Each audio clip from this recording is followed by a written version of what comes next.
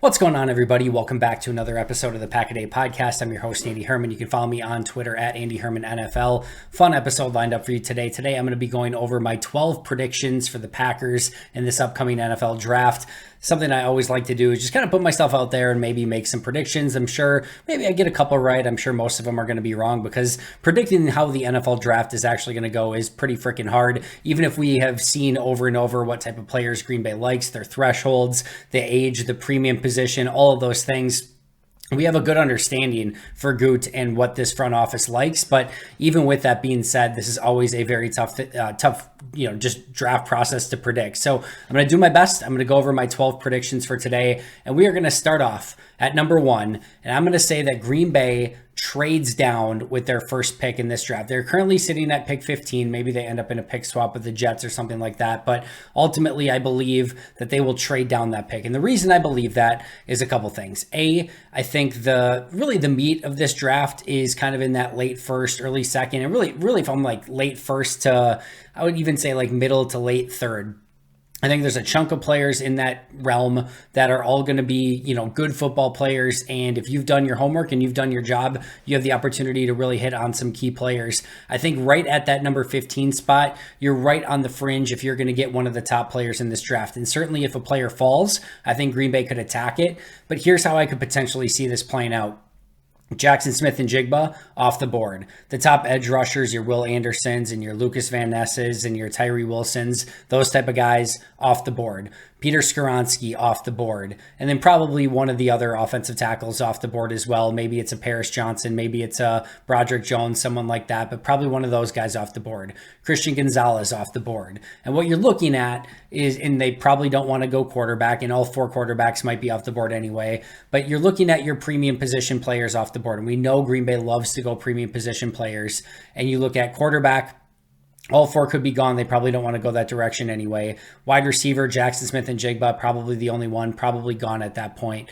Offensive tackle, Paris Johnson, Broderick Jones, Peter Skoronski, depending on where you line him up, maybe guard, maybe tackle. But, 2 or 3 of those guys could ultimately be gone. Darnell Wright, I think, could potentially fall due to some of the off-field concerns, background concerns. I don't necessarily believe in all of that stuff, but if you read Bob McGinn's article, there was a lot of stuff from a lot of scouts that believe it to be somewhat troubling. So that could be something that causes him to fall a little bit. You look at the edge rusher, as I mentioned, the top 3 guys might be gone by the time Green Bay selects. And then the only corner that I think Green Bay would be really interested in at 15 would be Christian Gonzalez, and I expect him to be gone. So you could end up in this situation where as Green Bay gets to their, number 15 pick and they want one of those premium position players that maybe one of the offensive linemen is there. And even if Paris Johnson is there, let's just use Paris Johnson, for example, even if he is there, he's a true left tackle, and David Bakhtiari currently occupying that space may make that a bit complicated. And you still have a Zach Tom. You don't know what's going to happen with Yashin Ayman either. So the board, the way that it could end up is none of the premium position players that they want are ultimately there at 15. And they could just stay and say, you know what, we've got our pick of the best tight end in the draft. They could go at a, totally different direction than what we're expecting. Maybe one of the other corners they'll take a shot on, even though it's not not necessarily a true need and not necessarily maybe one of the guys that's their true cup of tea with the thresholds and things like that. But I think what they would do in that situation is I think they really want one of the tight ends, but they could probably understand that with Mayer and Kincaid and Washington and ultimately, Musgrave and maybe even later in the draft, Laporta and some of these guys, I think they feel like they could probably move down and still get one of the top tight ends in this draft. And that's exactly what I expect them to do. I think instead of staying and taking Mayer or Kincaid at 15, I think you move back maybe not far, but maybe like 19, 20, 21, maybe pick up like a 3rd round pick in the process and then still pick up either Mayer or Kincaid at that point in the draft, or maybe another position player that, maybe it's Adebawore, maybe it's, who knows? They could go in a variety of different directions. Maybe it's a Brian Branch. And again, some of those players might not ultimately hit what they usually look for, but I think in this draft, they might have to compromise a little bit with what they would ideally like. But I think the start of that process is moving down from pick 15, probably in the early 20s. And I think targeting a tight end at that spot could make a lot more sense than maybe reaching a little bit at that number 15 spot. So prediction number 1, Green Bay trades down in round 1. Number 2, not an insignificant prediction here. I'm going to predict that Aaron Rodgers will be traded on draft day. And I just feel like draft day is a beautiful deadline for this thing. And it just makes sense that in some capacity. And when I say draft day, that could be Thursday, that could be Friday. I don't think it would be Saturday. I don't think at that point it behooves you at all to just, rush a trade that's going to get you a day 3 pick or something like that. At that point, just wait. But I do think day 1, day 2 of the draft will be prime position, and probably before the draft starts would be my guess. Either before the draft on day 1 or before the draft on day 2 would be those potential likely spots. But I do think Aaron Rodgers ultimately does get traded. I think that it just makes, like I said, it's a logical, breaking point for this. I think it makes all the sense in the world for the Jets to know, what they are going to have in draft capital prior to the draft. I think it makes sense for Green Bay to get the draft capital prior to the draft. It just makes sense for all parties involved. And you don't want to go into rookie mini camps and OTAs as soon as this is done with Aaron Rodgers still on your roster. It feels, like I said, like the logical point for this to get done. And my second prediction here is that Aaron Rodgers does get traded either on day 1 during the day or day 2 during the day, not necessarily during the draft itself. Bold prediction number 3 is what Green Bay will get in return. I'm going to say that they get pick 43, which is the second of the Jets' second round picks. So pick 43, Denzel Mims, and a conditional 2024 pick. What conditions are on that? Your guess is as good as mine. Does it start as a second that can move to a 1? Does it start as a second that could move back to a 3 if he retires? I think there could be a variety of protections on both sides with that pick, but I'm going to say pick 43, Denzel Mims, and a conditional 2024 draft pick is what I am expecting in that deal. So yes, we all hope it's more. We certainly don't want it to be less. I get it. I don't even necessarily want to have this conversation anymore because everyone's all over the place with who has leverage and who's going to get what and what Aaron Rodgers is worth. And it swings all over the place and everyone's super aggressive with their takes. My bold take, and again, it's just a bold prediction. I'm not saying it what should happen, but whatever. I'm going to say that Green Bay gets pick 43, Denzel Mims, and a conditional 2024 draft pick. All right, number 4, super fun, bold prediction. We're going from trading down in the first round to Aaron Rodgers trade stuff to number 4, Green Bay is going to sign Cole Tucker, wide receiver, as an undrafted free agent. Listen, I mentioned this the other day. Dane Brugler, and in his Beast, the Draft Guy, which is amazing, by the way, has Cole Tucker in like the 200 and sums in his rankings at wide receiver alone. Green Bay brought Cole Tucker in as a pre-draft visit with one of their top 30 visits. Cole Tucker probably not drafted in this year's draft. So what are you doing with Cole Tucker on a pre-draft visit? You are going all in to convince him to come to Green Bay when he becomes an undrafted free agent. That's the only reason to bring Cole Tucker to Green Bay. That just doesn't make any other sense. You're not drafting him. No other team is drafting him. So you want to make him a priority undrafted free agent, which is great. That's totally cool. And I love that they do it that way. It makes sense to use some of those bottom 30 free, draft visits to woo some of those guys as undrafted free agents. So I think Cole Tucker, probably not that sought after, not in the draft, maybe not even an undrafted free agency, but Green Bay getting a leg up on everyone else by bringing him in for a pre-draft visit. And I think it will pay off with Cole Tucker signing as a undrafted free agent as soon as the draft is over. Number 5, we're going to go a little bit more bold here. And this is maybe my boldest one of the entire series here. Number 5, the Packers will select Adetomiwa Adebawore out of Northwestern. I don't know where they're going to select him. Maybe moving down in the first round, they take him at the end of round 1. Maybe they move up with one of those 2 second-round picks, assuming they get one from the Jets, and take him at the end of round 1. Maybe he slides into the beginning of round 2, whether Green Bay trades up or not, or maybe he just lasts that long. But this just feels like a Brian Gutekunst pick. Now, a couple things. As a edge rusher, he does not come close to their height threshold. He's about a couple inches short of their normal height threshold. They like 6'4" big guys on the edge. Everything else, though, as an edge rusher, he hits through the roof. Makes a ton of sense, all right, except for height. As a defensive lineman, he's a little bit short on height, not by much, barely, and he's a little bit short on weight as a defensive lineman, but hits absolutely everything else. And here's the thing that I think makes sense First of all, when I watch him, I get some legitimate Rashawn Gary vibes out of him. Not necessarily the high-end upside that Gary had, although I do think Adebawore has that same sort of upside. But I also felt like he had to do some of the heavy lifting. He did get a little bit extra attention. He had that explosive first step. He has the ability to play on the edge. He could probably kick inside a little bit if needed. Big Ten player. Like, I just started to get some of those vibes. And I do think that if this is a player that Green Bay can target towards the end of round 1 or beginning of round 2 and maybe maneuver a little bit in the draft, I think he will be high on their wish list. And the thing that I love is Green Bay doesn't totally need a first round pick or early second round pick defensive lineman, and they don't really totally need a early first round pick or late first or early second round pick edge rusher per se. But they need both of those guys, and I think Adebawore actually helps them in both. I think he can give them that next rotational player. Like, I think if you have Adebawore, Clark, Devontae Wyatt, and TJ Slayton, I think that's a phenomenal group of 4 on your defensive line to start off with. Meanwhile, if you have an edge that consists of Rashawn Gary, Preston Smith, Kingsley Enagbare, and Adebawore, I'm going to mess that name up a million times.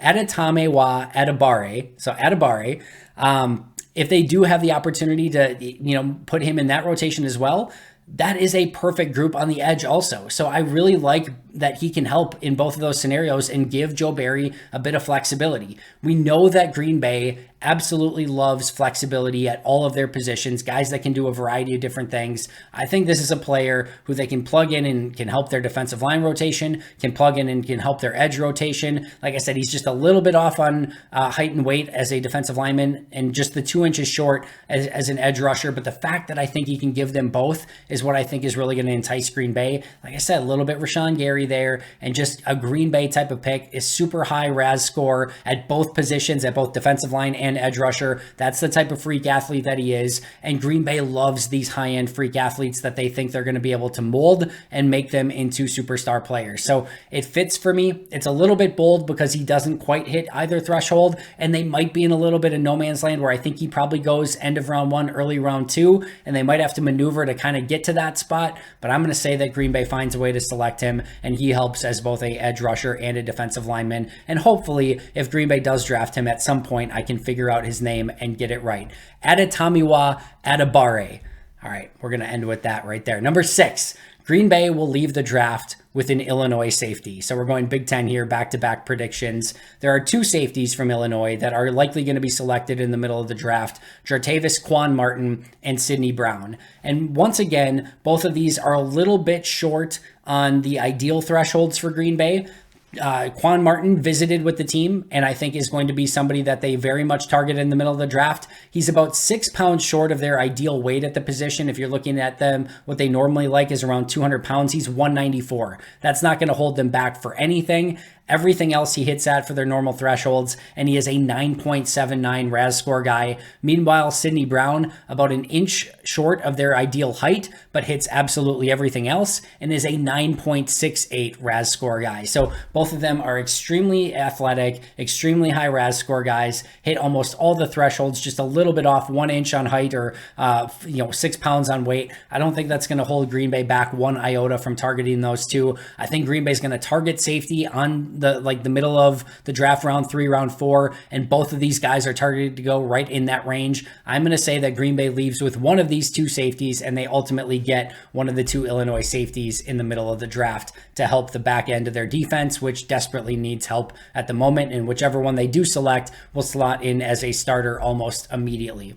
Number 7, I'm going to say that Green Bay selects at least 5 playmakers in this draft, at minimum. All right, so that means wide receiver, tight end, running back. And I'm going to say probably at least 2 tight ends, probably at least 2 wide receivers, and probably at least 1 running back. That's going to be what I think Green Bay goes with in this draft. I think it is going to be a playmaker-heavy draft. This Green Bay team needs a new tight end room. They need depth at wide receiver. They need a long-term running back for potential replacements for both A.J. Dillon and Aaron Jones. It just makes sense that they go heavy at playmaker. This is a deep tight end draft. This is a very good running back draft. It's an okay wide receiver draft, but really where Green Bay needs it. They don't necessarily, if they can get a Jackson Smith and Jigba, great, but if they don't necessarily need that number one guy right now, they've got Watson, they've got Dobbs. There's going to be great depth at that position. I think that's what Green Bay is going to target. So at least 5 playmakers in this draft, 2 running backs, 1 running back, 2 wide receivers, 2 tight ends, and they could even,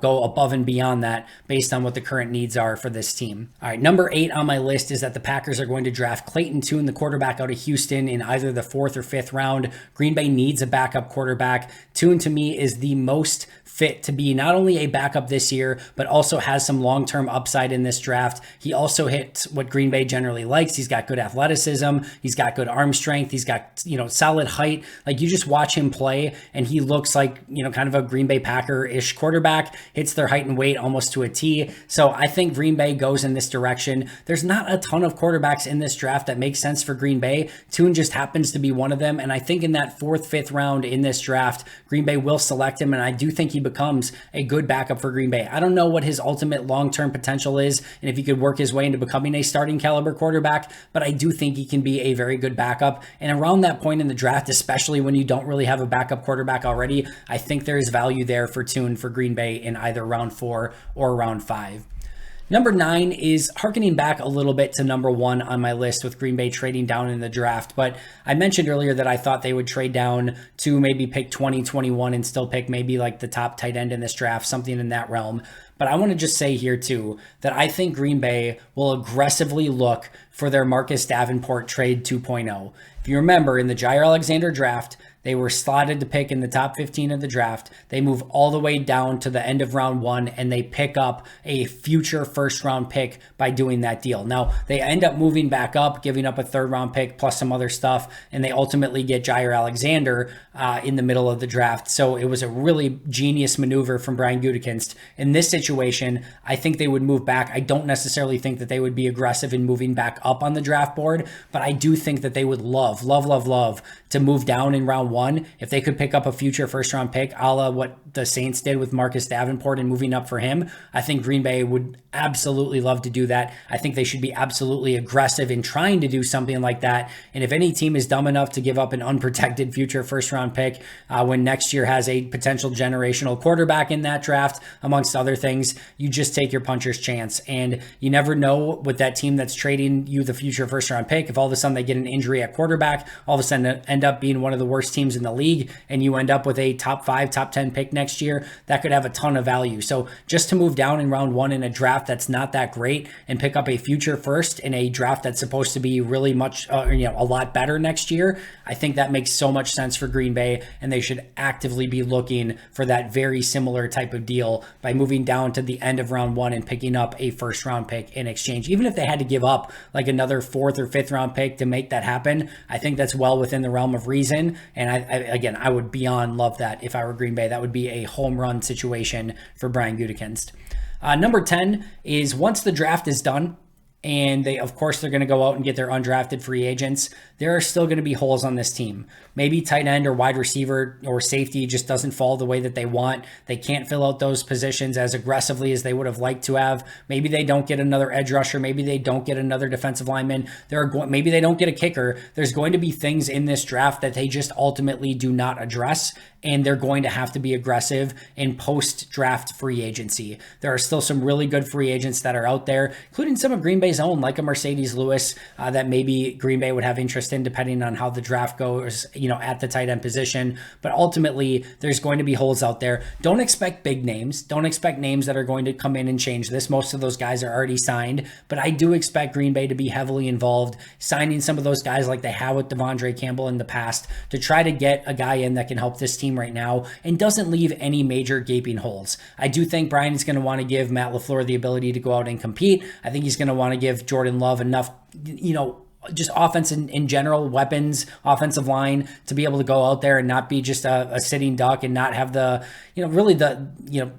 wide receivers who can separate, the tight ends who can give him a safety valve, the offensive line that can protect him. I think you want a real honest evaluation of Jordan Love this upcoming year. And because of that, I do think Brian's going to fill out this roster. Again, don't expect some huge names, but I do expect some guys that are fringe, $1 million to $2 million, sort of guys, exactly like Devondre Campbell, exactly like a Rick Wagner, exactly like those type of guys that they've signed in the past. Watch out for Green Bay to be aggressive as soon as the draft is over. Number 11, this is probably the least bold prediction of my predictions today.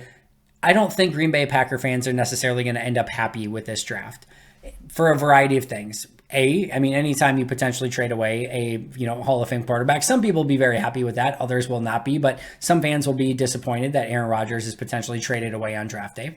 Secondly, I think everyone's expecting a draft that has a playmaker early, and they're expecting either a Jackson Smith and Jigba or a Michael Mayer or a Dalton Kincaid. And maybe that happens, but I think there's a much better chance that they do ultimately go with a premium position player, offensive line, maybe edge rusher, maybe corner. And I think that is going to frustrate some players. I think, seeing an offensive lineman selected, maybe an heir apparent to David Bakhtiari, who doesn't necessarily even fit in. Like if they drafted a Paris Johnson, who's basically going to be a depth piece until they move on from David Bakhtiari, rather than going out and helping the team at tight end, wide receiver, or safety, which are huge needs right now. I think that's going to upset some people.